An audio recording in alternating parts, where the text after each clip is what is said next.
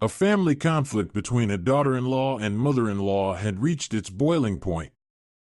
Constant intrusions into personal space and the husband's mother's unceremonious housekeeping in someone else's home had exhausted the young woman's patience. After yet another unpleasant incident, she couldn't take it anymore and threatened her husband. "Next time, I won't just throw her out, I'll smash her face. And I don't care that she's your mother."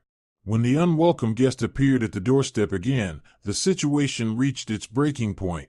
Richard Price married Emily in September, when the leaves on the trees were just starting to turn yellow, and the air still held the warmth of summer. The two-room apartment on the fourth floor of a 9-story panel building had been left to them by Emily's grandfather, simple but cozy, with wide windowsills and a view of the courtyard. The newlyweds enthusiastically set about arranging their family nest.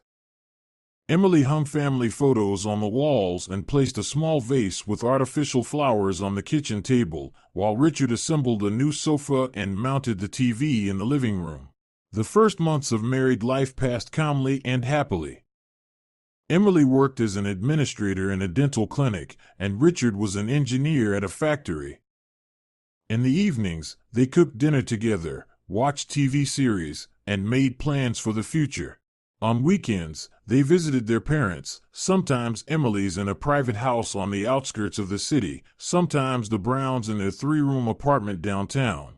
Mindy Price had always been a woman of strong character, short, solidly built, with meticulously styled gray hair and piercing brown eyes behind gold-rimmed glasses. In her youth, she had worked as a chief accountant at the same factory where her son now worked, and she was used to being in control of everything. Her husband, Gregory, was gentle and compliant. He had always deferred to his wife in household matters, preferring peace in the family. But in February, Gregory suddenly died of a heart attack. It happened quickly. He had tea in the morning, read the newspaper, complained of a pressing pain in his chest, and an hour later, the ambulance was taking him away. At the hospital, the doctors just shrugged. After the funeral, Mindy Price seemed reborn. If she had at least pretended before to care about her son's and daughter-in-law's opinions, she now dropped all pretense. The first warning sign came just a month after her husband's death. "Richard," the mother-in-law declared, bursting into the young couple's apartment without knocking. "You understand I'm alone now. I need support, care. I spent my whole life on you, raising you, getting you through university. Now it's your turn to take care of me." Emily, who was washing dishes in the kitchen at that moment, felt a chill run through her. The tone of her mother-in-law's voice foretold nothing good. "Mom, of course, we'll help you as much as we can," Richard replied cautiously, putting his arms around his mother's shoulders. "What do you need?" "Oh, I need a lot of things." Mindy Price scanned the room and grimaced. "First, this sofa is positioned wrong. It should face the window so the light falls in. And this ugly cabinet should go, it clutters the space." Without waiting for a response, she began moving the furniture. Richard flusteredly hurried to help his mother drag the heavy sofa. "Mindy Price." Emily intervened cautiously, drying her hands with a kitchen towel. "Maybe that's not necessary. We're comfortable as it was." The mother-in-law turned sharply and looked at her daughter-in-law as if she had suggested something outrageous. "Emily, dear," Mindy Price's voice was sweet, but her eyes remained cold.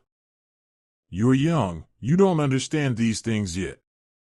I have more experience, I know what's best. But it's our apartment," Emily said quietly but firmly. "Ours?" The mother-in-law raised her eyebrows. "And who's the man and head of the family here?" "Richard is my son. That means his home is an extension of our family. And our family is one, shared." Richard shifted uncomfortably in the middle of the room, glancing between his mother and wife. He clearly wished he could sink through the floor. "Mom, come on. Of course, we're family, but Emily and I also have the right to arrange our home the way we like." "Richard." The mother-in-law threw up her hands. I'm not some random aunt. I'm your mother. Are you really going to argue with your own mother over some furniture? Emily bit her lip. Starting a scandal in the very first month after her father-in-law's death seemed inappropriate. She silently helped move the sofa. But this was only the beginning. The following week, Mindy Price showed up again. This time, on a Saturday morning, when the young couple was still asleep. "Richard, open up." A loud knock on the door woke the whole apartment. The son, yawning and pulling on his sweatpants, trudged to open the door. "Mom, why are you up so early?" "It's not even 9 yet." "Early?" Mindy Price marched into the apartment carrying a large bag. In my day, by 9, children had already cleaned the whole house and prepared lunch. And you're still lying in bed. "Where's Emily?" "She's still asleep, Mom. She got home late from work yesterday. They had a rush." "Asleep?" snorted the mother-in-law. Well. And who's going to make breakfast? Who will take care of the house?" She walked into the kitchen and began inspecting the fridge. "Just as I thought," exclaimed Mindy Price, pulling a carton of milk out of the fridge. "Look at the junk you're buying. The expiration date is tomorrow, and these sausages are pure poison. And what's with this cheap sour cream?" She decisively started throwing the products into the trash. "Mom, stop." Richard tried to intervene. "That's money down the drain. Richard, do you want to poison yourself or ruin your stomach at 30? No, I won't allow it. Look what I brought you." She pulled expensive, high-quality groceries from her bag, but they cost 3 times more than what she had thrown away. "Mom, thank you, of course, but we can decide for ourselves what to buy. Can you?" Mindy Price looked at her son mockingly. "Richard, do you even go to the stores? Or does Emily pick everything? Women don't know much about food. All they want is cheap and simple." At that moment, Emily appeared in the kitchen in her robe, her face sleepy and hair tousled. "Good morning, Mindy Price." She tried to speak politely, though the sight of the thrown-away groceries clearly upset her. "Oh, finally awake, our little beauty," the mother-in-law said with a sarcastic smile. "Emily, dear, are you aware that a good wife gets up before her husband and makes him breakfast?" "I usually do get up early," Emily replied quietly. "It's just that today is a day off." "A day off is no excuse to slack. The house requires constant attention." By the way, the mother-in-law pulled a notebook from her bag. "I've made a list of things that need fixing in the apartment." Emily glanced at the notebook and gasped. 2 pages were filled with tiny handwriting. "Replace the living room curtains with lighter ones, remove the bedroom rug, it collects dust, re-wallpaper the kitchen, buy new towels, replace the bathroom faucet." "Mindy Price," Emily began cautiously. "That's going to be very expensive." "Expensive?" The mother-in-law threw up her hands. "And what about health? And comfort at home? Richard, tell your wife you can't skimp on family." Richard squirmed painfully between the 2 women. "Mom, maybe not everything at once. We can do it gradually." "Gradually?" Mindy Price flung her hands up again. "I know that gradually. You'll drag it out for years. No, everything must be properly organized immediately." She went into the living room and began critically inspecting the furniture. "This coffee table doesn't fit at all. And the paintings are crooked, and the dust on the shelves, horrible." Emily felt something tighten inside her. She had dusted everywhere just the day before yesterday but didn't dare to say anything. Thus began Mindy Price's weekly invasions. Every Saturday, and sometimes even on weekdays, she showed up with the keys Richard had left her just in case at her request.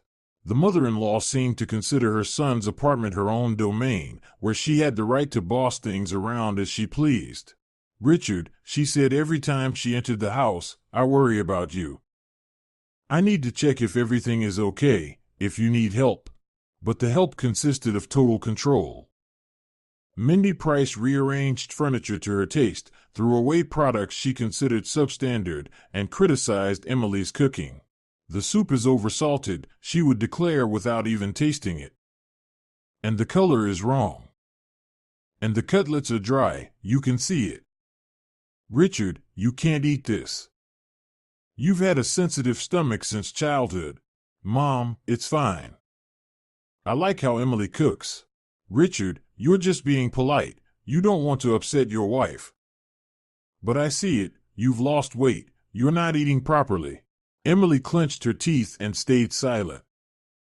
Richard hadn't lost a gram. In fact, he had gained a little from her hearty home-cooked meals.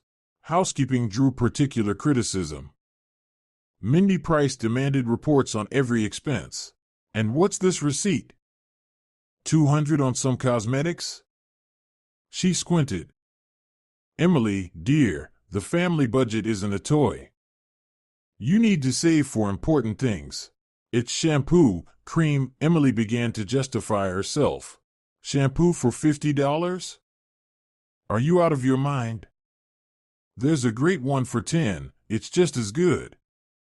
And cream is pure vanity. In your youth, your skin was fine anyway. Mindy Price, that's my personal money. Personal? The mother-in-law exclaimed, raising her eyebrows in astonishment. What personal? You're a family, and the family budget is shared. You need to spend it wisely. Then began a detailed review of all purchases, why the bread was bought at a store instead of the bakery, why the meat was chilled instead of frozen, why the laundry detergent wasn't the brand she used. I'm not saying this out of spite, added Mindy Price with a strained smile. I just have more experience. I want my son to live well. In these situations, Richard could only helplessly shrug. When Emily tried to speak with him in private, he just sighed. Emily, understand, Mom is going through a hard time. Dad died, she's alone. She needs to feel needed. Be patient a little, she'll calm down. Richard, it's been 6 months already. She comes every week and inspects everything. I feel like a servant in my own home. Don't exaggerate. Mom is just worried about us. Worried? Yesterday she threw away my new mascara, said it was too expensive. Well, maybe it really wasn't worth buying such an expensive one.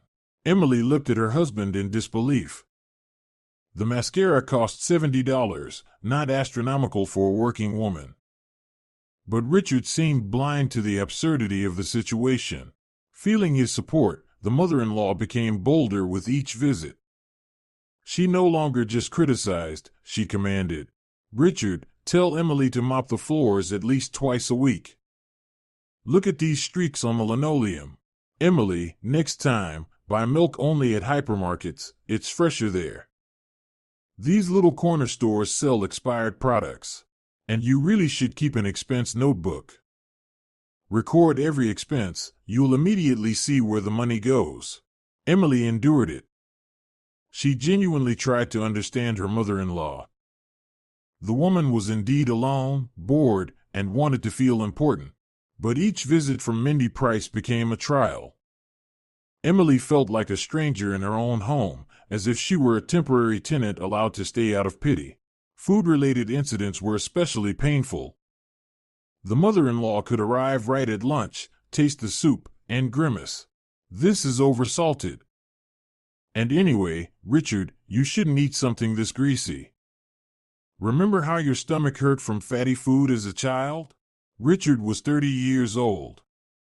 He had no stomach problems, but he obediently set aside his plate. Maybe it's really a bit heavy, he muttered guiltily. Emily silently carried the untouched lunch and ate it alone in the kitchen, feeling like an incompetent housekeeper. Meanwhile, Mindy Price pulled a container of homemade food from her bag. Here, Richard, I made your favorite meatballs. Just like when you were a child, remember? Eat, eat, my son. And Richard obediently ate his mother's meatballs, smacking his lips and praising them, even though that morning at breakfast he had eagerly devoured the fried potatoes Emily had cooked. For 2 years, Emily silently endured this torment. She worked, managed the household, tried to be a good wife, and every week listened to lectures on how one should live properly. Inside, a dull irritation grew, but she restrained herself for the sake of family peace. Richard was a good husband, hard-working, didn't drink, didn't party, helped around the house. The only problem was his mother, and his inability to stand up to her. But Emily's patience was not infinite, and she didn't yet know that the worst was still to come. A sunny and warm May morning. Emily was getting ready for work when the doorbell rang. She peered through the peephole and saw Mindy accompanied by an unfamiliar man carrying a toolbox. "Richard!" the mother-in-law shouted, knocking on the door. "Open up quickly, I have important business." Richard, finishing his coffee in the kitchen, went to open the door, puzzled. He had grown used to his mother's unexpected visits over 2 years, but usually she came alone. "Mom, who's this?" He nodded toward the repairman. "Richard, meet Patrick, a master with golden hands." Mindy Price ceremoniously introduced a man, about 50, with a tired face. "Today we're changing the locks." "What locks?" Richard asked, bewildered. "All of them, of course." The mother-in-law removed her coat and hung it in the hallway as if she were at home. "These locks are old, unreliable. Any burglar could break in 5 minutes. And you live here like children, never thinking about safety." Emily, watching the scene from the hallway, felt a pang in her stomach. Something about her mother-in-law's behavior made her uneasy. She was far too determined in tackling the matter. "Mindy Price," Emily interjected cautiously, "shouldn't we have been asked first? This is our apartment." "Emily, dear," her mother-in-law turned with a strained smile, "I'm just looking out for your safety. Yesterday, the neighbor was saying that an apartment in the next building got robbed. Can you imagine if thieves break into yours? Richard's at work. You'd be alone. No, I can't sleep peacefully knowing my son lives under such locks." "But, Mom," Richard tried to object, "we have a steel door. The locks are perfectly fine." "Fine?" Mindy Price snorted. "Richard, you don't understand these things at all. I've already done my research, consulted experts. Patrick is the best locksmith in the area. Show them." She addressed the locksmith. "What have you brought us?" The locksmith silently opened his case and took out shiny new locks. "Now these are locks," the mother-in-law exclaimed. "German, 3 levels of protection. Patrick, tell them how reliable these are." "The locks are good," the locksmith muttered, clearly feeling awkward. "But this is your apartment, right?" He glanced at Richard and Emily. "Of course, it's theirs," Mindy Price quickly answered. "I'm a mother, looking out for my children. They wouldn't have thought of it themselves." Emily caught the locksmith's glance and realized he also sensed the oddity of the situation. Usually, it's the owners who change the locks, not their relatives. "Patrick," she said firmly, "thank you for visiting, but we're not ready to change the locks yet. We need to discuss it." "Discuss it?" The mother-in-law was outraged. "Discuss with whom?" "I've already decided and paid for everything." "You paid?" Richard was astonished. "Of course. Do you think I'd make you spend on your own safety? I paid $1,000 for the locks and the work." "Patrick, start." The locksmith hesitantly picked up the drill, but Emily stood firmly in the doorway. "No. I won't let you drill the door." "Emily." Her mother-in-law flung up her hands. "What are you doing? Because of your whims, this professional is wasting his time." "This isn't a whim, it's our right. No one has the right to change the locks in our apartment without our consent." "Richard." Mindy Price turned to her son. "Tell your wife she's wrong. Explain that her mother means well. Richard painfully shifted his gaze from his mother to his wife. He clearly wanted to disappear. Mom, maybe we should have been warned? We could have chosen the locks ourselves. Yourself? The mother-in-law laughed bitterly. Richard, you don't understand these things. Any seller would trick you, sell a Chinese knockoff for 3 times the price. I checked everything, compared prices, and picked the best. Listen, the locksmith interrupted, packing his tools. I think I'll go. Figure things out among yourselves, call me. I'll return the money if needed. You're not going anywhere. Mindai Price shouted. I hired you. You must do the job. Ma'am, I can't work if the owners object. It's illegal. The locksmith headed for the door. Owners. The mother-in-law shot him a venomous look. Richard is my son, which makes me the owner here too. After the locksmith left, a heavy silence settled over the apartment. So what now? Mindai Price asked venomously. Happy, Emily? Because of your tricks, money's wasted, and the locksmith got offended. Mindai Price, Emily tried to speak calmly. Why didn't you ask us? We're adults, we can make such decisions ourselves. Ask? What's the point? You'd have spent 6 months thinking, choosing, saving, and safety can't wait. What safety? Emily couldn't hold back. Who are we defending against? The locks are fine, no one has ever tried to break them. Not yet, the mother-in-law said ominously. But when they do, it'll be too late. Anyway, forget it. I have other matters. She pulled a worn notebook and glasses from her bag. Richard, sit. Let's discuss the renovation plans. What renovation? Richard sat on the couch, bewildered. Emily felt a bad premonition. She was already late for work, but she couldn't leave now. Her mother-in-law was behaving far too strangely. What renovation are you talking about? Mindai Price looked around the room with disdain. This is just light cosmetic work. Look, here's what needs to be done first. She opened her notebook, and Emily saw pages covered in numbers and notes. First, her mother-in-law traced the lines with her finger, the floors. This linoleum is just awful. It needs to be replaced with laminate. Good laminate isn't cheap. You've got 40 square meters here, so that's 4,800 just for the material. Plus underlay, baseboards, labor. Total, 7,000. Mom, Richard began cautiously, the linoleum is still good. Good? Her mother-in-law looked at her son as if he'd said something foolish. Richard, it's cheap linoleum. All odors pass through it, bacteria multiply. No, it must be replaced. She flipped the page. Wallpaper. These flowers in the bedroom are simply atrocious.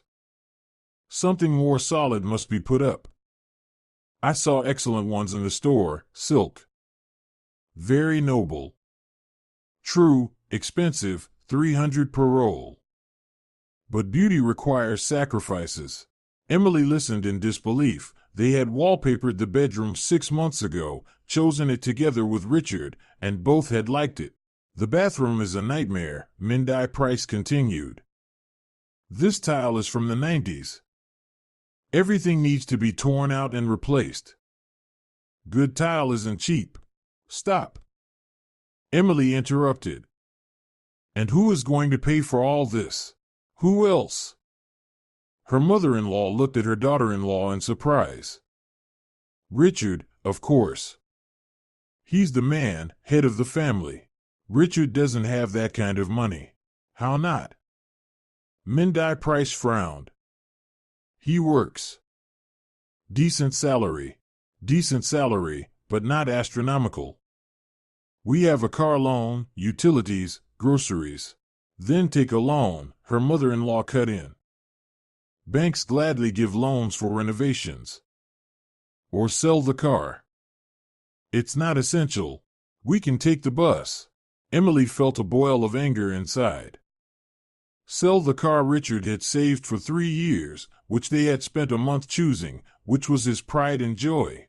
Mindai Price, she said in a strained voice, this is our life. We decide what to renovate and how to spend our money. Her mother-in-law smirked. Emily, dear, you forget the main thing. Richard is my son, and everything he owns is an extension of our family. I've invested 25 years of my life, spent a fortune on his education. You think I'm going to stand by and watch him live in squalor? In squalor? Emily glanced around their cozy, clean apartment. We live just fine. Fine is for students. A grown man must live with dignity. By the way, her mother-in-law flipped through the notebook. The furniture also needs updating. This sofa has been used for 3 years, seeing better days. And the wall unit in the living room, it's like it's from the last century. Mom, Richard pleaded, you understand we can't afford all this at once. You can, Mindai Price waved him off. It's just a matter of desire. Svetlana Mikhailovna's son isn't an oligarch either, but he made his apartment European level. His wife isn't picky, she understands what the family needs. Her last words carried an unmistakable hint. Emily realized she was being accused of preventing Richard from living with dignity. And how much will all this cost? She asked, nodding at the notebook. Mindai Price smiled contentedly. I've calculated everything. If done properly, like it should be, $50,000. Of course, you could save, buy cheaper, but then in a year you'll have to redo everything again. 50,000? Richard turned pale. Mom, I don't have that kind of money. You will, her mother-in-law said confidently. Take a loan. Or I can help, I have some savings. Emily tensed. If her mother-in-law put her own money into renovating their apartment, she would finally consider herself the owner there. Thanks, Mindai Price, but we can manage ourselves, she said quickly. By ourselves? Her mother-in-law looked at her daughter-in-law skeptically. With your administrator's salary or your engineer's? Emily, be realistic.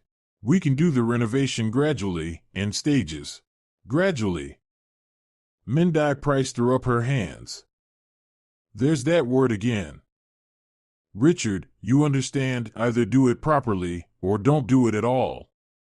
You can't live in constant renovation. She snapped the notebook shut and got up from the couch. All right, think about it. But don't drag it out too long, prices go up every day. Meanwhile, I'll go to the kitchen and see what you've got in terms of groceries. Without waiting for an answer, her mother-in-law headed toward the fridge. Emily and Richard were left alone in the living room. Richard, Emily said quietly, you do realize this isn't normal, right? What exactly? He avoided her gaze. Everything. The locks, the $50,000 renovation, controlling every expense. We're adults, we have our own family. Emily, Mom wants the best for us. Richard. Emily grabbed her husband's hand. Listen to yourself. You're a 30-year-old man, and you've been saying the same thing for 2 years. From the kitchen came a clatter. Mindai Price was loudly rearranging pots in the cabinet. Richard. She called. Come here. Look at the state of your dishes. Richard shrugged guiltily and went into the kitchen. Emily was left alone with her mother-in-law's notebook. She opened it and began to read. What she saw exceeded all expectations. Mindai Price had detailed the renovation down to the smallest points. It wasn't just wallpaper and laminate. She planned to replace all the plumbing, move walls, install stretch ceilings, buy a new kitchen, replace all doors. In the margins, her mother-in-law even made notes about where to place furniture, what color the curtains should be, and which chandeliers to hang. The last item was particularly striking, separate guest room, for Mom. It turned out that her mother-in-law's plan wasn't just to renovate the apartment, but to make a place for herself there. A chill ran down Emily's spine. Now it became clear why the new locks were necessary. Mindy Price didn't just want to control their lives, she wanted to move in. From the kitchen came her mother-in-law's voice. "Richard, these pots need to go. The coating is peeling, it's unhealthy. And the pans are just awful. No, we need a new kitchen set." Emily closed the notebook and clenched her fists tightly. 2 years of patience had run out. She realized that if she didn't stop her mother-in-law now, in a month Mindy Price would be living in their apartment and dictating every step they took. A serious conversation with Richard lay ahead. A very serious conversation. The week after the locksmith's visit passed in tense silence. Emily had tried several times to talk to Richard about his mother's behavior, but he avoided any serious discussion. "Emily, why are you getting worked up?" he would say, switching TV channels. "Mom is just concerned about us." "Yes, sometimes she overdoes it, but it's out of love." "Richard, she planned to move in with us." "You saw the note in the notebook, room for Mom?" Maybe she meant she'd occasionally stay overnight if it was late. Emily looked at her husband and realized he simply didn't want to see the obvious, or he was afraid to admit it. On Wednesday evening, Mindy Price called in a saccharine voice. "Richard, I've solved the lock problem. I found another locksmith, and he agreed to change them tomorrow morning. Even more reliable than the first one." "Mom, we told you. We didn't tell you anything." Her mother-in-law's voice immediately hardened. "Richard, enough with these childish games. I'm your mother. I'm concerned about your safety, and no wife's whim should interfere with that." "But Emily is against it." "Then let Emily be quiet," Mindy Price barked. "She hasn't been part of our family long enough to tell anyone what to do. I expect the locksmith at 10 a.m. tomorrow." "No objections." She hung up, leaving Richard staring at the phone, bewildered. "What did she say?" Emily asked, emerging from the kitchen. Richard recounted the conversation. Emily listened silently and nodded. "Understood. So, the circus will start at 10 o'clock tomorrow. Emily, maybe we shouldn't make a scene? He'll just change the locks." "So what? At least Mom will calm down." Emily gave her husband a long look. "Richard, don't you really understand?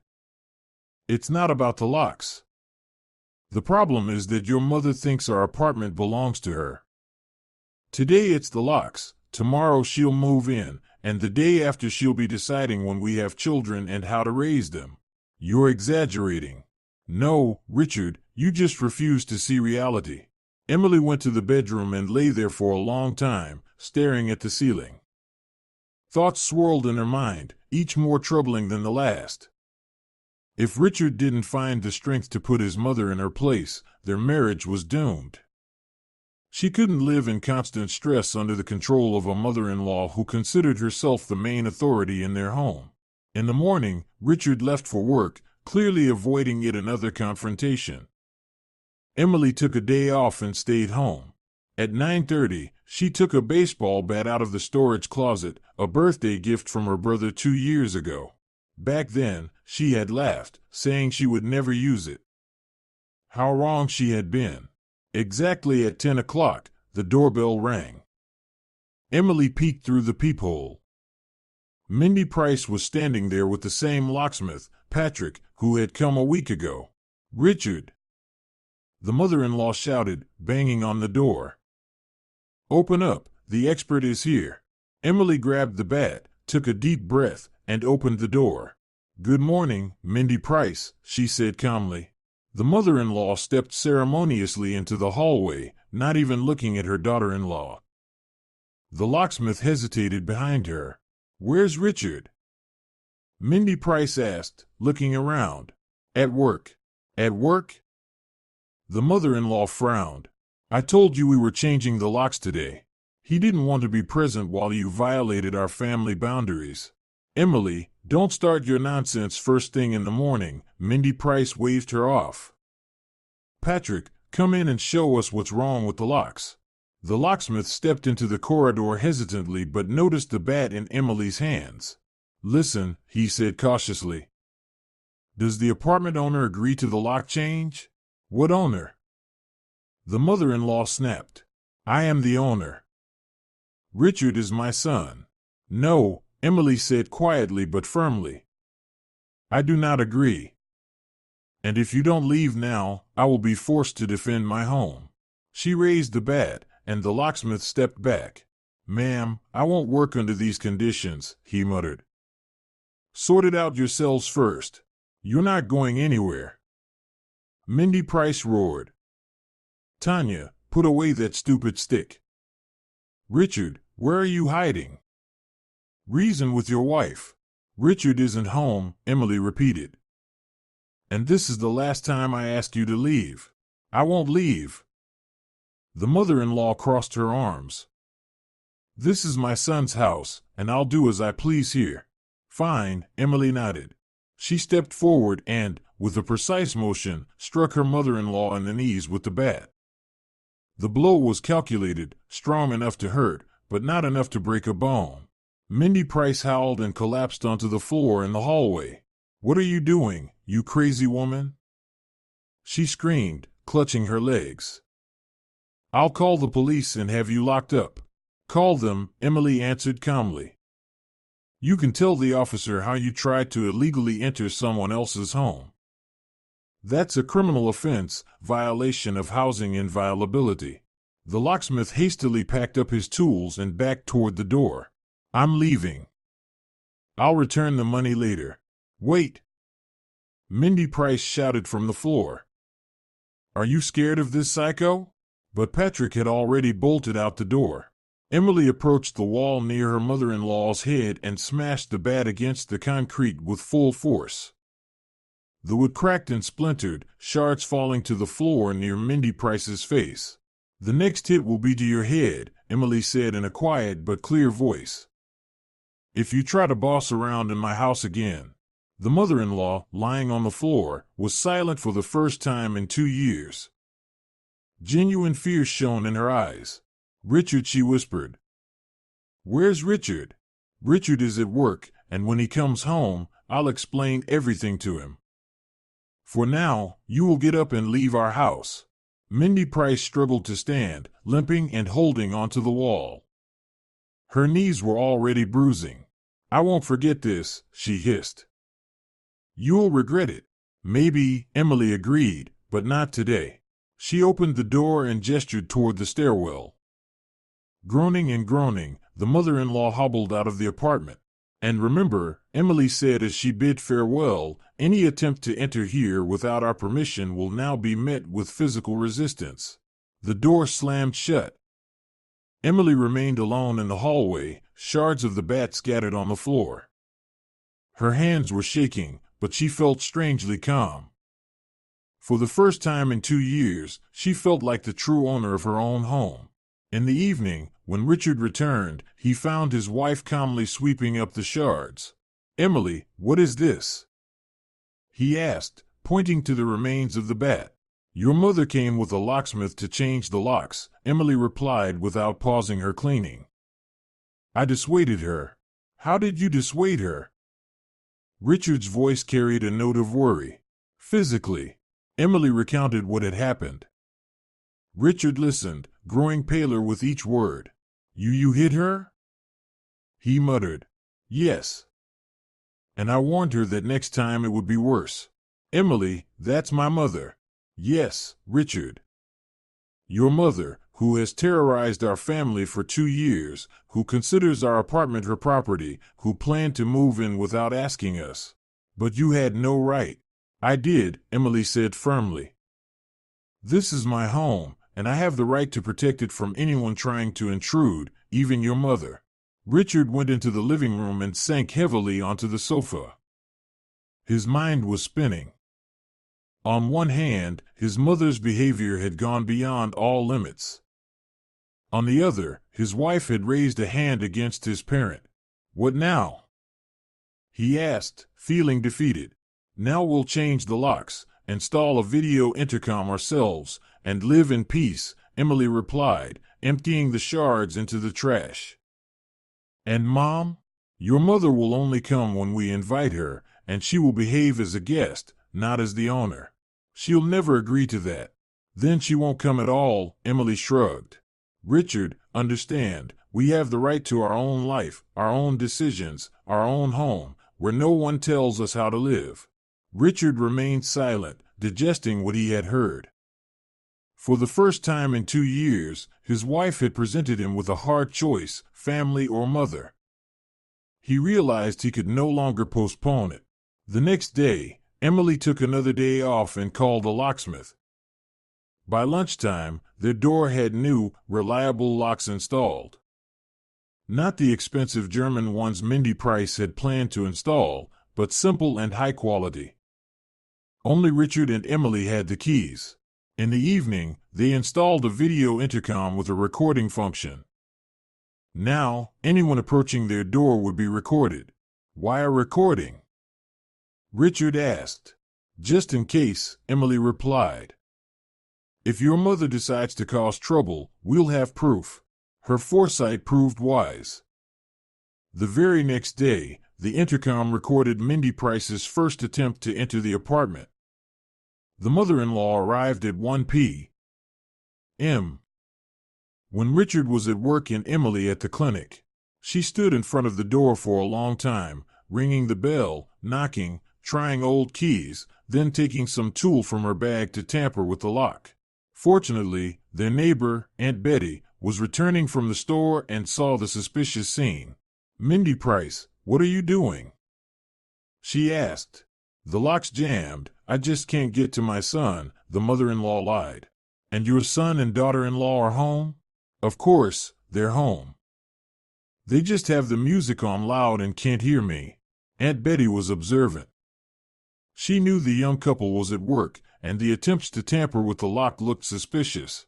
"You know what?" she said. "I'd better call the police officer to help." "No need," Mindy Price said quickly. "I'll come back later." She hurriedly packed her tools and left. Aunt Betty, however, called the officer just in case. That evening, when Richard and Emily watched the video footage, they saw the whole picture. "She tried to break the lock," Emily stated. "Your mother tried to break into our apartment." Richard watched the screen in silence. No arguments could justify such behavior. "What do we do?" he asked quietly. "Wait for the next attempt," Emily replied. "Document everything. Sooner or later, she'll have to explain her actions to the authorities." Richard nodded. For the first time in 2 years, he realized his wife was right. His mother had truly crossed all reasonable boundaries, and if he didn't stop her now, it would only get worse. But Mindy Price had no intention of giving up. She was merely changing her tactics. After the failed break-in attempt, she disappeared for 3 days. Richard even began to worry and wanted to go to his mother, but Emily stopped him. "Wait," she said. "Let's see what she comes up with next." And the mother-in-law really did come up with something. On Thursday morning, the video intercom recorded her arriving with 2 women, neighbors from her building. Mindy Price was telling them something excitedly, pointing at her son's apartment door. "You see," she said loudly, clearly hoping to be heard through the door. "That girl has completely lost it. She hit me with a bat, me, an elderly woman. And my Richard, terrified, doesn't dare say a word." "Oh, Mindy." One of the companions sighed sympathetically. "What's going on?" "Sons these days don't respect family at all." "Did you call the police?" asked the second woman. "I did," Mindy Price lied. "But what good does it do? They say family matters should be handled on your own. And how are you supposed to handle it if she's a real psychopath? Yesterday she tried to break the lock so I couldn't get to my son." Emily, listening to this performance through the intercom, smirked. The mother-in-law was twisting the facts completely. "Richard," Mindy Price yelled. Son, I know you're home. Open the door for your mother. Don't let that bitch torment her own mother. But Richard had already left for work, and Emily quietly recorded everything on her phone. Such evidence could come in handy. Half an hour later, the theatrical performance ended. The neighbors left, full of sympathy for the unfortunate mother, and Mindy Price remained alone in front of the locked door. The next attempt to break in happened over the weekend. This time, the mother-in-law brought a locksmith, telling him she had locked her keys inside the apartment. Young man, she smiled sweetly at the worker. Please help. I came to visit my son, but he and his wife went out, and I accidentally left my keys on the table. The locksmith had just started working on the lock when Emily's voice came from the apartment. Excuse me, but this is fraud. This woman has no right to be in our apartment. How do you mean have no right? Mindy Price protested. I am the mother of the owner. Sir, Emily addressed the locksmith, this woman doesn't have keys because we took them from her. She's trying to enter someone else's home by deceit. The locksmith looked at Mindy confused. Ma'am, do you have any documents for the apartment? What documents? This is my son's apartment. Then let your son call the locksmith, the worker said reasonably. I won't open locks without documents. What? The mother-in-law flared up. I'm telling you, this is my family. But the locksmith was already gathering his tools. The situation seemed suspicious to him. Mindy Price remained alone on the landing. She stood in front of the door for a long time, muttering to herself, then suddenly began crying loudly and theatrically. Richard! She sobbed. My son, what are you doing to your mother? How can you let that snake humiliate me? The neighbors began peeking out of their apartments. Aunt Betty even came out onto the landing. Mindy Price, what happened? They kicked me out of my own son's home, the mother-in-law sniffled. The daughter-in-law got angry, beat me with a bat, and now she won't even let me near. Maybe call the local officer? Suggested Aunt Betty. What good would that do? Mindy Price waved her hand. Richard is under that fury's thumb, afraid to say a word, and I'm supposed to suffer. The performance went on for another 20 minutes. Finally, the mother-in-law grew tired and left, leaving behind a trail of sympathetic sighs from the neighbors. In the evening, when Richard returned from work, Aunt Betty caught him by the elevator. Richard, dear, what's going on over there? Your mother spent the whole day crying on the stairs. Richard shifted uncomfortably. Aunt Betty, it's family problems. I understand, of course. But she says Emily hit her with a bat. Is that true? Not exactly, Richard tried to explain. Mom doesn't respect boundaries. She tried to change the locks in our apartment without our permission. Aunt Betty raised her eyebrows in surprise. The locks? Why? She said she was concerned for our safety, but actually, Richard hesitated. Well, the situation is complicated, Aunt Betty. Aunt Betty touched his shoulders sympathetically. Of course, I don't meddle in other people's affairs, but yesterday your mother tried to break the lock with some tools. I saw it with my own eyes. Don't you think she's a little unhinged after your father passed away? Richard sighed heavily. He was beginning to think the same thing himself. Maybe, Aunt Betty, maybe. At home, another surprise awaited him. Emily showed him the video recording of the morning's performance. Your mother officially declared me a psychopath and a bitch, she calmly informed him in front of witnesses. Emily, she's just upset. Richard, his wife interrupted him. I'm not going to discuss this anymore. Your mother is behaving inappropriately. She's trying to break locks, lying to the locksmith, throwing tantrums on the landing. If this continues, I'll have to go to the police. The police? Richard was alarmed. What else can be done? She's disturbing public order, trying to illegally enter our home. Those are offenses under administrative and criminal law. Richard realized that his wife wasn't joking, and for the first time in all this, he truly felt ashamed of his mother's behavior. The next day, he went to Mindy's apartment. The conversation was difficult. "Mom, this can't continue," he said firmly as soon as he stepped over the threshold. "Richard!" The mother-in-law rushed to him with open arms. "My son, you finally came. I was so worried." "Mom, sit down. We need to have a serious talk." Mindy Price tensed. There were unfamiliar notes in her son's voice. "What is there to talk about, Richard? I understand everything.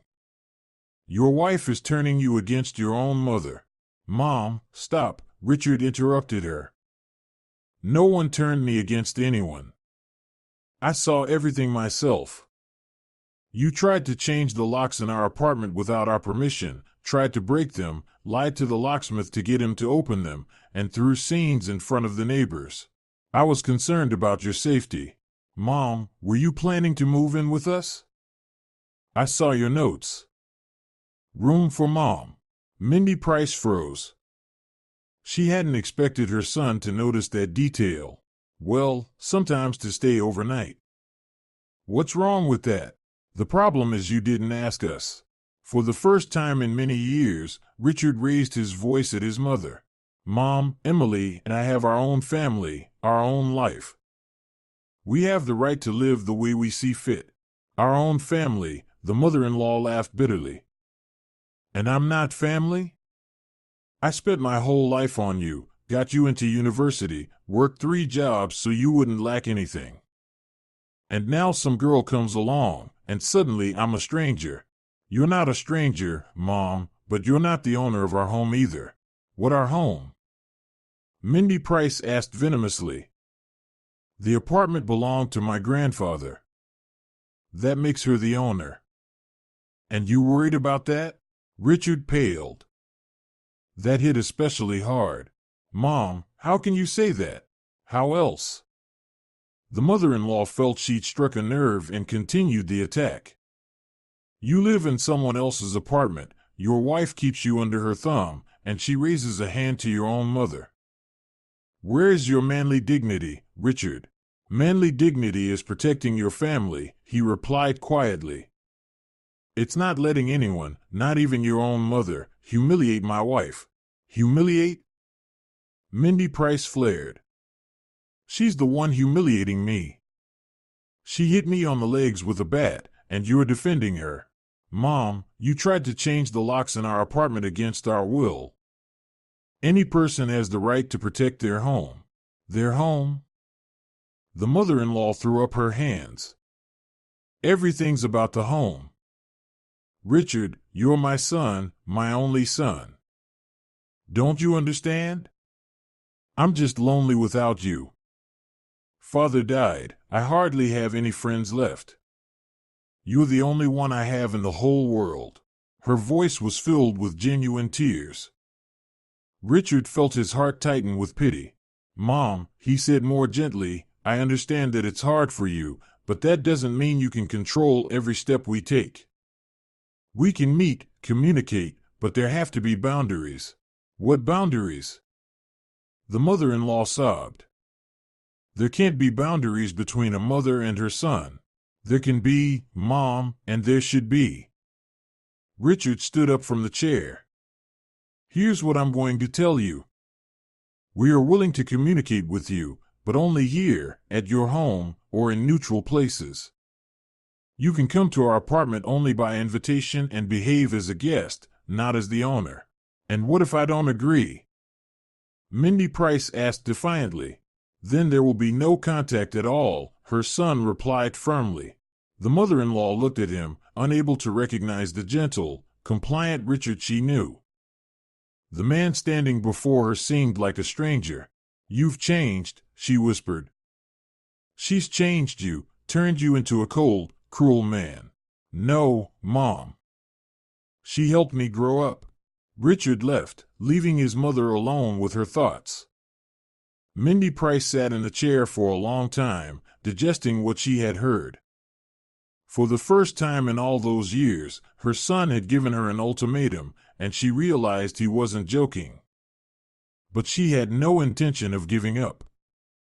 If a direct attack hadn't worked, she would need to find allies. The next day, Mindy began calling relatives. First, she called her sister Catherine, who lived in a neighboring city.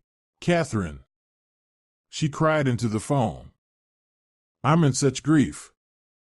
Richard has completely gone out of control. His wife has turned him against his own mother." "What happened?" her sister asked, alarmed. Mindy Price gave her version of events, portraying herself as the unfortunate victim and Emily as a cunning harpy, destroying family bonds. "Can you imagine?" she sobbed. "I just wanted to change the locks for safety, and that fury hit me with a bat, and Richard defends her." "Oh, Mindy." Catherine sighed sympathetically. "What is going on? Nowadays, daughters-in-law have no conscience. And now she won't even let me in. They installed an intercom, changed the locks. I can't get to my own son. Outrageous," her sister exclaimed. "Have you talked to other relatives?" "Not yet. It feels shameful somehow." "Shameful? You need to tell everyone what Richard's wife is capable of." Catherine was a principled and fair woman. She immediately called a cousin, who called a nephew, who then told someone else. Within 2 days, the entire extended family knew that Richard had a wife who beat her elderly mother-in-law and turned her husband against his mother. Mindy Price celebrated. Finally, justice will prevail. The relatives will make Richard see sense. But she miscalculated. The relatives were indeed interested in the situation, but not in the way she expected. The first to call was her niece Zara, the daughter of her late brother, Brown. The young woman worked as a lawyer and was used to examining everything thoroughly. "Uncle Richard," she said seriously, "Aunt Mindy told me a strange story.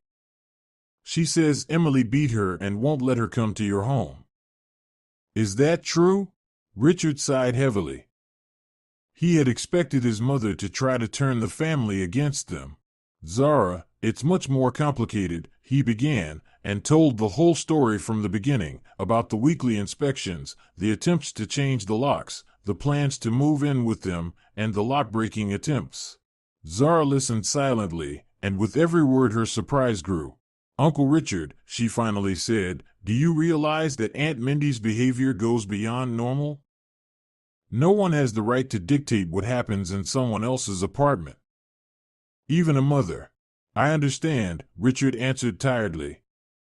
"I just didn't want to admit it for a long time. And about the beating, if she tried to enter our home illegally, Emily had the right to use force to protect herself." "Zara, please don't tell Mom that," Richard asked. "She's already stressed." "Uncle Richard," the niece said firmly, "as a lawyer, I have to tell you, Aunt Mindy's behavior could be classified as violation of the inviolability of a dwelling, attempted self-governance, and even hooliganism. If she doesn't stop, you'll have to go to the police." After talking to Zara, Richard realized that his mother's version didn't hold up. The niece promised to speak with other relatives and explain the real situation. Indeed, a few days later, the picture changed dramatically. One by one, relatives began calling Mindy and expressing their opinions. "Mindy," said a cousin, "is it true that you tried to change the locks in their apartment without permission?" "I was concerned about my son's safety," the mother-in-law justified herself. "Mindy, dear, it's not your apartment. How could you make such decisions without them?" "Richard is my son."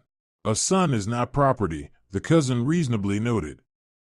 "He has his own family, and you must respect that." Similar conversations took place with almost all the relatives. Zara conducted a real educational campaign, explaining to everyone the legal and ethical aspects of the situation.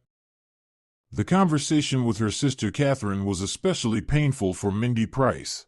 "Mindy," she said sadly, "I've listened to you and I understand, you're wrong. You can't interfere like this in the lives of adult children." "Catherine," the mother-in-law pleaded.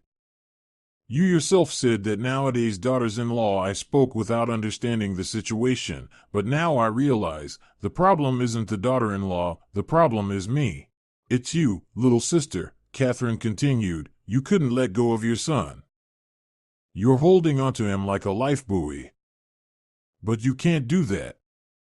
Children must be let go when they grow up. I'm not holding him back. You just tried to change the locks in his apartment, Catherine cut her off sharply. Planned to move in with him, controlled every step he took. Mindy, this is not normal. After that conversation, Mindy Price realized the plan has failed. The relatives not only didn't take her side, they condemned her behavior. She is alone, completely alone for the first time in her life. The days passed gray and joyless. Richard visited occasionally, but the interactions were tense and formal. He talked about work, the weather, the news, everything except his wife and their life together. He did not bring Emily and had no intention of doing so. Richard, Mindy Price once asked, "When are you planning to have children?" "Mom, that's our personal business," he answered curtly. "But I'll be a grandmother. I want to dote on my grandchildren." "You will have grandchildren," Richard nodded. "But you'll see them only here, at your own home, or in photos online." Those words sounded like a verdict. Mindy Price realized that she had truly lost the opportunity to be a full-fledged grandmother. There would be no family dinners, no shared holidays, no grandchildren visiting for vacations. She tried to protest, but Richard stopped her with a single look. "Mom, it's your choice. You could have behaved like a civilized grandmother and fully participated in the family's life, but you chose control and manipulation. Now reap the consequences." "Richard, I didn't mean any harm." "Mom, the road to hell is paved with good intentions," her son said wearily. "You meant well, but acted poorly. Now face the consequences." A year later, Richard and Emily had a son. Mindy Price learned about it from a neighbor who saw the young father with a stroller in the yard. She tried to go to the maternity hospital, but Emily categorically refused to see her. Richard sent his mother photos of the grandson and briefly gave the basic details: height, weight, name, Kevin. "Can I at least see him once?" Mindy Price asked. "You can," Richard nodded. "When he turns 18, he'll decide for himself whether he wants to communicate with you." It was harsh but fair. Mindy Price had chosen this ending for herself. Years passed. Richard occasionally visited his mother on holidays, birthdays, or just randomly. But their relationship remained formal and cold forever. Trust had been destroyed, and it was impossible to restore. Mindy Price saw her grandson Kevin only in social media photos. She scrutinized each picture eagerly, trying to spot family resemblance, imagining how she would play with the child if things had turned out differently. When Kevin turned 3, Richard and Emily had a daughter, Wendy. Mindy Price learned about this again from social media. She tried to message her daughter-in-law with congratulations but received only a brief reply. "Thank you. But we do not plan to renew our relationship." Friends and acquaintances gradually drifted away. Mindy Price became the unpleasant elderly woman who constantly complained about ungrateful children and cruel daughters-in-law. People avoided her company, unwilling to listen to endless lamentations. Especially painful were encounters with the neighbor, Aunt Betty, whose grandchildren regularly visited. Mindy Price, she once asked sympathetically, "Richard still won't let you see the grandchildren?" "He won't," the mother-in-law replied bitterly. "His wife has turned him against his own mother. Haven't you tried to make peace? At least for the children's sake?" "I tried," Mindy Price lied. In reality, she hadn't tried. Her pride wouldn't allow her to admit her mistakes and apologize.